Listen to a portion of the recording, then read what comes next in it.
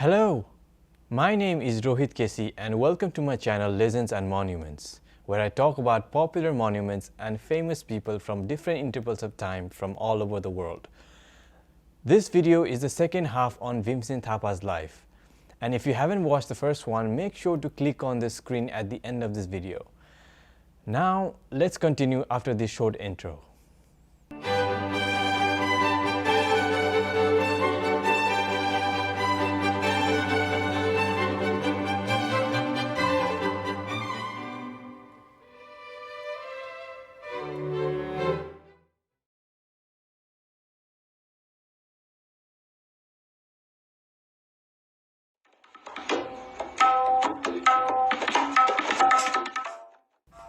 Bhimsen Thapa, appointed as a new Mukhtiar, did not hesitate to wage war upon his enemy for the sake of territorial gains. For instance, by 1804, the territory of Nepal had extended up to the border of Garhwal in the west, and the treaty between Gurkha and Garhwal obliged the rulers of Garhwal to pay 9,000 Nepali rupees per year, which was later reduced to 3,000 per year by Bahadur Shah. But upon refusal of the amount by the Garhwal rulers, Bhimsen Thapa sent an army to attack Garhwal. They won, further extending the territory up to Sutlej River in the west. Before the Anglo-Nepal War, the territory of Nepal extended from Sutlej River in the west to Tista River in the east.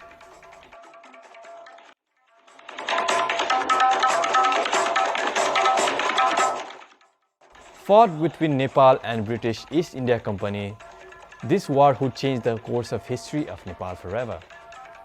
This war not only led Nepal to lose huge chunk of land on the west as well as on the east side, that is, around 1/3 of Nepalese territory was ceded to British, but also Nepal had to allow for the permanent British resident in Kathmandu forever. How did it happen? Here's what you need to know. Both parties, and I mean both parties, Nepal and East India Company, wanted to extend their territory to the maximum extent, which in the end collided for Butwal in Tarai region. There was already some dispute going on between them even before the territorial issue. That is, one of the reasons might be because of failure of Knox's mission.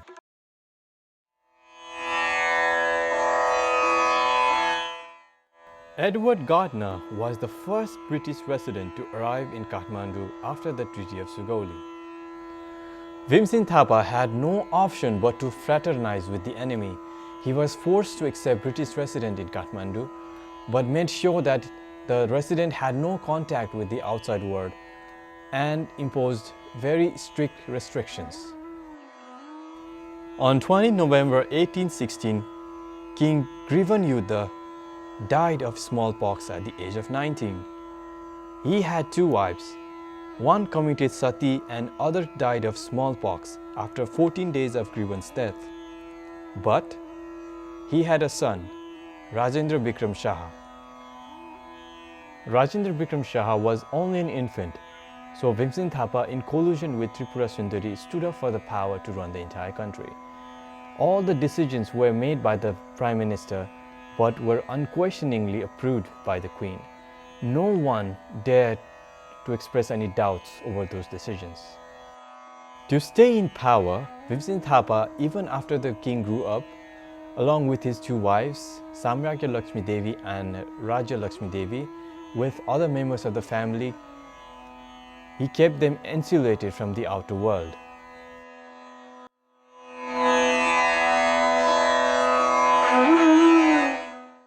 Central government became successful in sustaining the country as a unified nation because it had the ability to appoint and control regional administrators who were high-ranking officers in the army. Not all the parts of the country were under the tight supervision of central government, so they had appointed local leaders to look after them, and those local leaders were awarded with agricultural lands, so in order to remain in power for a long time over them. Those local leaders became lord of the pheasants working there, and they collected significant amount of profit from them as a tax collector and from the harvest. Five leading families asserted power during those period: the Shahas, Thapas, Basnets, Pandes, and Chautariyas. They were all Shah dynasty but acted as counselors for the king. Brahman, however, worked for these families and acted as a religious prospectors or astrologers. Neighbors occupied secondary administrative positions. One way or another, power would go to one of these families, and when it happened, all they did was killing and exiling the opposing alliances. Because of this political drama, there was no development in social, economic, as well as political aspects.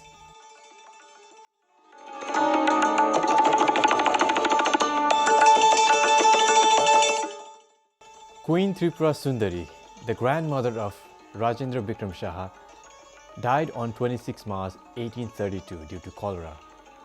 She was the main supporter of Bhimsen Thapa, so when she died, Bhimsen Thapa lost his main supporter and he constantly feared of losing his position as Mukhtiyar. After that, the court became the stage for power struggle as kings, queens, and various rival clans were conspiring to depose the prime minister. After Tripura Sundari's death, the royal seal by which government orders were approved naturally went into the hands of the senior queen Samraja Lakshmi. She loathed Bhimsen Thapa, and sensing this opportunity, both Ranveer Singh and Matvar Singh started to get on her side in the hopes of becoming Mukhtiyar themselves. There was often quarrel between these two regarding this matter, and eventually Matvar Singh had to resign from the command. For this, Bhimsen Thapa opposed Ranveer Singh, which caused him later to resign from his general position. The kings and queens now have started to openly challenge Bhimsen's authority. They heard the rumor that in order to remain in power, Bhimsen killed the late king Grivanyutta and his wives.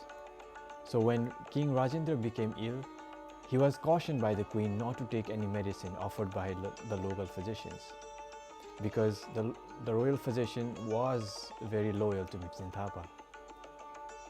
Despite all this, King Rajendra Bikram still supported Bhimsen Thapa because of his long line of contributions for the country, and he appointed him as a commander-in-chief. But on the other hand, the queen despised Bhimsen Thapa and accused king of still supporting Bhimsen Thapa. So she became very frustrated and she was ready to get rid of Bhimsen Thapa for good. On July 24, 1837, Rajendra's youngest son, Devendra Bikram Shah, an infant of 6 months, died suddenly.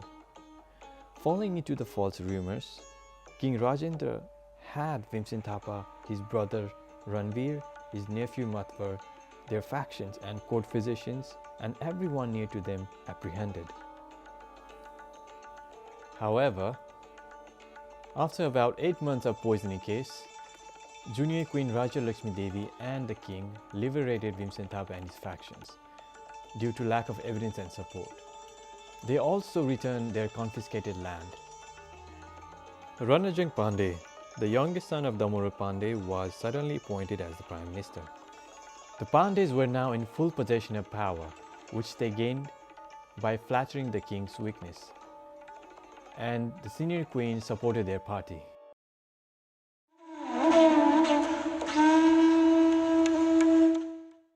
At the beginning of 1839, Ranajang Pandey was made the sole Prime Minister of the country.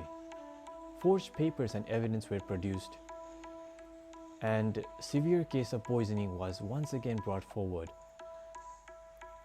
Bhimsen Thapa made an appeal to the court but was of no use because he was surrounded by the enemies. Few of his supporters were kept in silence because of the fear. And Bhimsen Thapa was once again sent to the prison. The court physicians who post-mortem the child's body were severely tortured and later killed.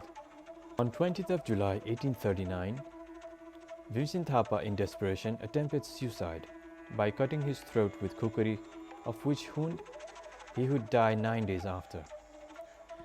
His body was dismembered and thrown at the bank of the Vishnuvati to be eaten by vultures and jackals, the very same river where Bhimsen Thapa had dumped the dead bodies of 45 people 33 years ago.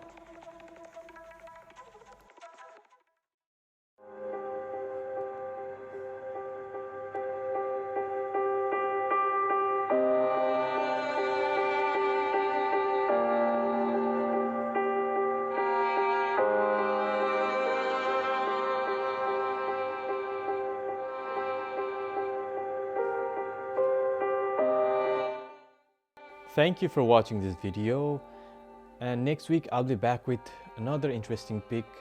Make sure to subscribe and like, and stay safe.